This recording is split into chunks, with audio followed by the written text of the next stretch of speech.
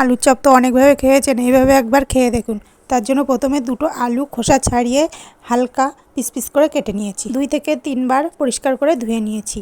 নিয়ে হাফ চামচ লবণ দিয়ে জলের ভিতরে ভিজিয়ে রেখেছি আধা ঘন্টা। এদিকে সমপরিমাণ বেসন ও চালের গুঁড়ো নিয়েছি। তাতে একে একে লবণ, হলুদ, চিলি ফ্লেক্স, রসুন পাউডার, জিরে গুঁড়ো, গোলমরিচ গুঁড়ো, হাফ চামচ পরিমাণ জিরে, ধনেপাতা কুচি, জল দিয়ে মেখে একটা আঠালো ডো তৈরি করে নিই। আলুর জলটা ঝরিয়ে শুকিয়ে নিয়েছি। তারপর সেই ব্যাটারে ডুবিয়ে উল্টে পাল্টে 2 পিঠই ভালো করে লাগিয়ে গরম তেলে ছেড়ে দেব। এক এক করে আমি 4টে ছেড়ে দিয়েছি। মিডিয়াম আছে উল্টে পাল্টে মুচমুচে করে ভেজে নিলেই রেডি হয়ে যাবে দারুণ স্বাদের আলুর চপ রেসিপি।